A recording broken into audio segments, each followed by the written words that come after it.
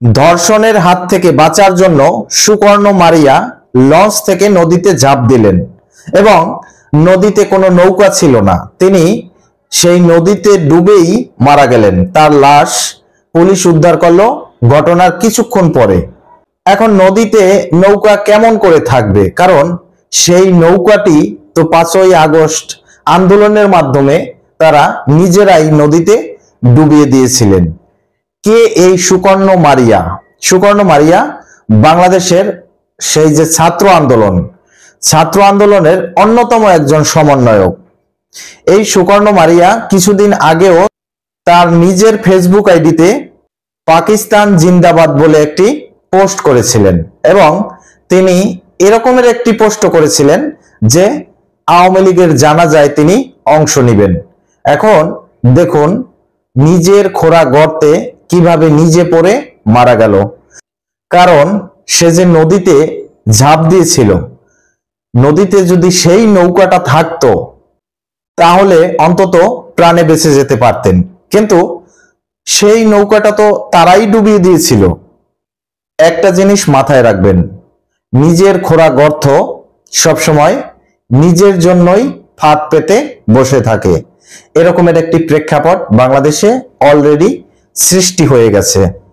যদি এছাড়াও লক্ষ্য করেন, মাগুরার সেই জহিরুল ইসলাম, যাকে জীবিত অবস্থায় মাটি চাপা দিয়ে রেখে গেছিল, তারপর বৃষ্টির পানিতে সেই মাটি কিছু অংশ ধুয়ে যায় এবং তার হাত পায়ের কিছু অংশ বাইরে বেরিয়ে আসে।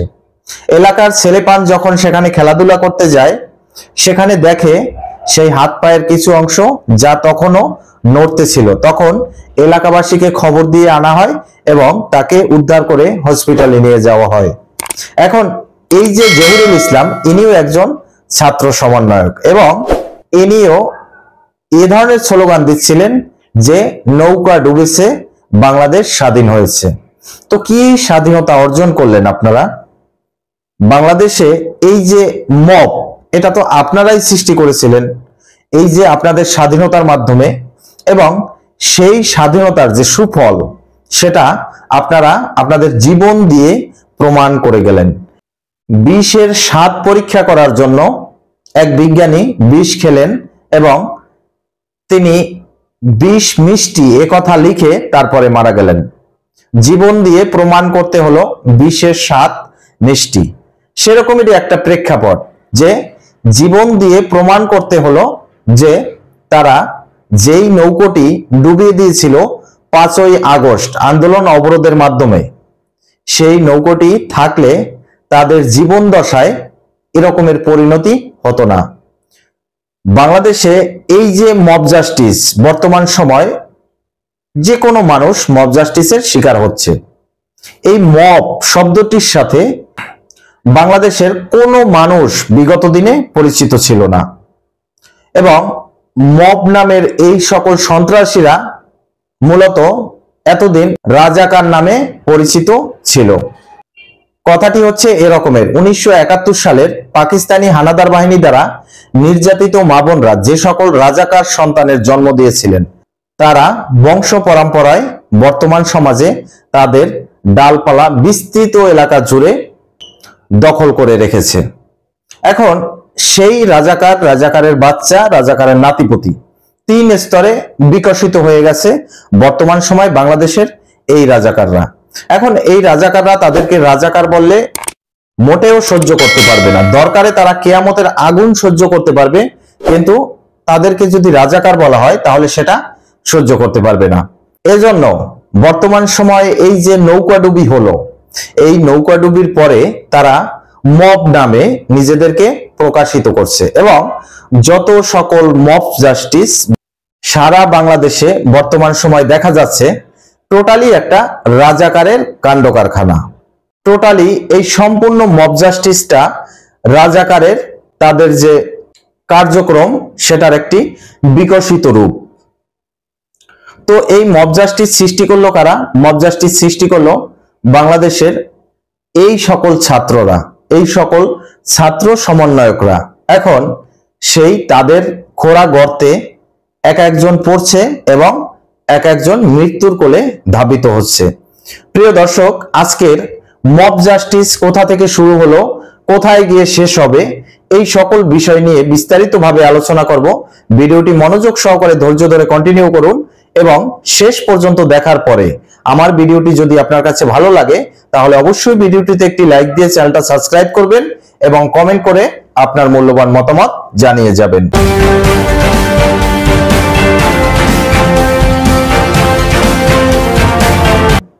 বলছিলাম দর্শক, মব জাস্টিসের উত্থান কোথা থেকে এবং শেষ হবে কোথা থেকে। মব জাস্টিসের উত্থান ওইখান থেকে শুরু হয়েছে যেইখান থেকে বাংলাদেশের শেখ হাসিনা সরকারের পতন হয়েছে। তার পরবর্তী সময় থেকেই এই যে মব জাস্টিসের উত্থান হয়েছে। এই মব জাস্টিস সৃষ্টি হয়েছে কোথা থেকে? মব জাস্টিস সৃষ্টি হয়েছে যেই থেকে জামাত ইসলাম নামের রাজাকারের দলটি বাংলাদেশের কর্তৃত্বের একটা জায়গা পেয়েছে, সেইখান থেকে উত্থান এই মব জাস্টিসের। এখন তাদের রাজাকারী যে কার্যকলাপ ছিল সেগুলো তারা 1971 সালে মুক্তিযুদ্ধের সময় সেই সকল কার্যকলাপের প্রকাশ করেছে। এর পরবর্তী সময় বাংলাদেশ স্বাধীন হওয়ার পরে হাতে পায়ে ধরে এবং বঙ্গবন্ধু শেখ মুজিবুর রহমান তাদেরকে মাফ করে দেয়। এর পরবর্তীকাল সময় তারা বাঙালি হিসেবেই বাংলাদেশে সাধারণ মানুষের মতন বসবাস করে আসছিল। কিন্তু তাদের ব্লাড যে পাকিস্তানের, হৃদয়ে পাকিস্তানি সত্তা এখনো হারিয়ে যায়নি। তারা এই বাংলাদেশটাকে এখনো সেই পূর্ব পাকিস্তানি মনে করতেছে এবং অন্তরে পাকিস্তান লালন করে জীবনযাপন করতেছে। এখন এই সকল রাজাকাররা বর্তমান সময় মব নামে অভিহিত হয়ে তারা এই সকল ছাত্রছাত্রীদের ধর্ষণ করছে, নিরীহ মানুষকে গলা টিপে হত্যা করছে। যারা মুক্তিযোদ্ধা ছিলেন তাদেরকে জুতার মালা গলায় দিয়ে জুতা পিটা করে তার স্ত্রী সন্তানের সামনে থেকে বাসা থেকে তুলে নিয়ে আসছেন। যেমন সাবেক নির্বাচন কমিশনের প্রধান নুরুল হুদা, তার গলায় জুতার মালা দিয়ে সেই 80-85 বছরের বৃদ্ধ লোকটিকে, একজন মুক্তিযোদ্ধা এবং তিনি তার কর্মজীবনে ডিসি ছিলেন, সচিব ছিলেন এবং শেষ জীবনে নির্বাচন কমিশনের প্রধান হিসেবে দায়িত্ব পালন করেছেন। এখন তার ভুল ভ্রান্তি, তার সেই 2014 নির্বাচন অবশ্যই কলঙ্কিত এবং বিতর্কিত নির্বাচন ছিল, সেটা অস্বীকার করি না। কিন্তু এরকমের একজন বৃদ্ধ মানুষের গলায় জুতার মালা দিয়ে তাকে জুতা পেটা করে তার স্ত্রী সন্তানের সামনে থেকে, তার বাসা থেকে তাকে যে তুলে নিয়ে আসলো, এই সকল রাজাকাররা মব জাস্টিসের নাম ধরে, এই মব জাস্টিস বাংলাদেশের ছাত্ররা সৃষ্টি করেছে। তারা এই মব জাস্টিসের উত্থানে সহায়তা করেছে। এই মব জাস্টিসের শেষ কোথায়? এই মব জাস্টিসের শেষ কোনো দিনও হবে না, কারণ এটা মব না, এটা রাজাকারী সত্তা, পাকিস্তানি সত্তা। এটা মব নামে বর্তমান সময় প্রকাশিত হচ্ছে, নিজেদেরকে অভিহিত করছে। কারণ ওই যে রাজাকার শব্দটা তারা কিয়ামতের আগুনের থেকেও বেশি নিকৃষ্ট মনে করে এবং কিয়ামতের আগুন সহ্য করতে পারবে, কিন্তু রাজাকার কথাটা তারা সহ্য করতে পারবে না। কারণ তারা ওই যে রাজাকার, দেখবেন চোরকে চোর বললে তার কিন্তু অনেক গায়ে বাজে, কিন্তু ভালো মানুষকে চোর বললে সে কিচ্ছু বলবে না। কারণ সে এটা চিন্তা করে যে আমি নিট অ্যান্ড ক্লিন, আমার ভিতরে কোনো রকমের কোনো দুর্নীতি নাই, তো আমাকে চোর বলেছে কি হয়েছে, আমি তো আসলে চোর না, আমি ভালো মানুষ। কিন্তু এই যে রাজাকার যারা, তাদেরকে দেখবেন রাজাকার বললে একদম জ্বলে পুড়ে তেরে আপনাকে শেষ করে দিতে আসবে। এটা হচ্ছে মব জাস্টিস। তো বর্তমান সময় এই মব জাস্টিসের শিকার হতে চলেছেন আরো অন্তত ডজন খানে বিচারপতি এবং সাবেক যারা নির্বাচন কমিশনের প্রধান ছিলেন এবং আওয়ামী লীগের নেতাকর্মী যারাই আছেন, তারা তো শিকার হয়েই চলছেন। তাদের কথা আর কি বলবো। এখন দেখুন, সুকর্ণ মারিয়া কেন লঞ্চে গেছিলেন? তাকে এই মবেরা লালসা দিয়ে লঞ্চে নিয়ে গেছিল এবং লঞ্চে নিয়ে তাকে আটকে রেখে যখন ধর্ষণ করবে, এই জিনিসটা যখন সুকর্ণ মারিয়া বুঝতে পেরেছেন, তখন তিনি সেই ধর্ষকদের হাত থেকে নিজেকে বাঁচানোর জন্য নদীতে ঝাঁপ দিলেন। নদীতে যখন ঝাঁপ দিলেন তখন নদীর আশেপাশে এবং পুরো নদী নৌকা শূন্য ছিল। কারণ এই যে নৌকা শূন্য হয়ে গেছে, এই প্রেক্ষাপটটা এই সুকর্ণ মারিয়ারাই তৈরি করেছেন বাংলাদেশে। কারণ বাংলাদেশের নৌকা একমাত্র তারাই ডুবিয়ে দিয়েছেন সেই নদীতে। যদি সেই নৌকোটা থাকতো তাহলে সুকর্ণ মারিয়া লঞ্চ থেকে নদীতে ঝাঁপ দিত, নদীতে ঝাঁপ দিয়া আবার সে নৌকাটায় উঠতে পারতো, কিন্তু নৌকাটাকে তো একদম বিলুপ্ত করে ফেলছে, তো কিভাবে বাঁচবে? এই জন্য জীবন দিয়ে তাকে প্রমাণ করতে হলো যে কত বড় ভুল তারা সেই 5ই আগস্ট করেছে। এছাড়াও জহিরুল ইসলাম মাগুরার, তিনিও একজন ছাত্র সমন্বয়ক, তাকে এই মবেরা ধরে গলায় গামছা পেঁচিয়ে তারপর তাকে হত্যার চেষ্টা করে। তিনি অজ্ঞান হয়ে যাওয়ার পরে যখন এই মব সন্ত্রাসীরা বুঝতে পারলো যে জহিরুল ইসলাম মারা গেছে, তখন তাকে মাটি চাপা দিয়ে চলে গেল। তারপরে প্রবল বৃষ্টিপাতে বিকালে যখন সেখানে এলাকার ছোট ছোট ছেলে মেয়ে খেলাধুলা করতে এসেছে, তারা দেখতে পেল যে সেই মাটির স্তূপ পানিতে ধুয়ে গেছে এবং তার হাত পাগুলোর কিছু অংশ বের হয়ে আছে, এবং তখন সেই হাত পাগুলো নড়তে ছিল। এই দেখে সেই বাচ্চা কাচ্চা ছেলেপানরা তারা এলাকাবাসীকে খবর দেয় এবং এলাকাবাসী জহিরুল ইসলামকে উদ্ধার করে, তার বাবা মাকে খবর দেয় এবং তাকে হসপিটালে নিয়ে যাওয়া হয়। তিনি প্রাণে বেঁচে গেলেন। কেন সেই ছাত্র সমন্বয়ক জহিরুল ইসলাম তার এরকমের জীবন্ত কবর হলো? তার জীবন দশায় এরকমের একটা জীবন্ত কবর দরকার ছিল, কারণ তারাই এ ধরনের প্রেক্ষাপট সৃষ্টি করেছে বাংলাদেশে। যেই বাংলাদেশে শান্তিপ্রিয় মানুষরা সব সময় ভ্রাতৃত্ববোধ বজায় রেখে সকল ধর্মের মানুষ সামাজিক সম্প্রীতিতে একই সাথে বসবাস করতেছিল, সেই সামাজিক সম্প্রীতির বাংলাদেশ এখন মব সন্ত্রাসীদের বাংলাদেশ হয়ে গেছে।